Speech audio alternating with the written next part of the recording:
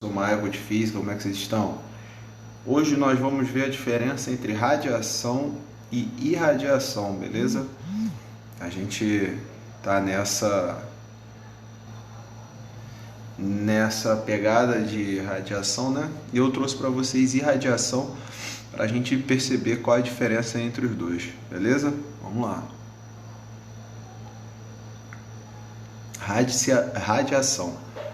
Na verdade, a propagação ou condução de calor a uma certa velocidade. Podemos dizer que a radiação é aquilo que irradia, ou seja, sai de raios e esses raios saem de algum lugar.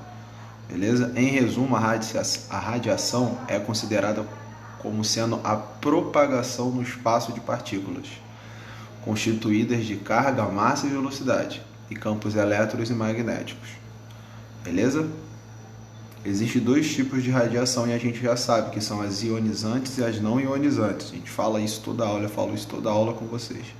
A única diferença existente entre a radiação e a luz é apenas a frequência com que ocorre a radiação nos corpos. Toda a luz que vemos nada mais é que a propagação de calor. E eu falei isso com vocês em sala de aula, né? A gente tem radiação o tempo todo com a gente. O tempo todo a gente tem radiação com a gente. Só que a maioria delas é não ionizante, né? Aí eu falo assim, não prejudica. A luz não prejudica, gente. Não prejudica por causa da intensidade dela. Eu falei, se você ficar com um olho perto de uma lâmpada durante 3 minutos, vai prejudicar você, né? Então você mantém uma certa disciplina em relação às radiações não ionizantes, porque a exposição, dependendo do tempo e da forma que é, também vai prejudicar você de certa forma, com culpa sua, né? Não naturalmente igual às radiações ionizantes, beleza? Agora já a irradiação é a propagação da energia, tá? Sem que haja necessidade de um meio natural para que isso aconteça. Por exemplo, o Sol. O Sol ele não é radioativo, ele é irradiante. Ele produz ultravermelha, ele produz ondas eletromagnéticas ultravioleta, né?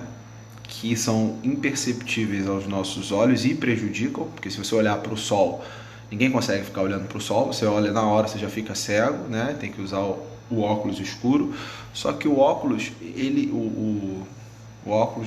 o Sol ele não é radioativo, tá? Mas ele tem irradiação, beleza? Ele irradia. Por quê? Porque ele propaga energia em forma de calor, beleza? Então a grande diferença é essa. Na verdade, o significado das duas palavras são muito parecidos, porém com sentidos diferentes.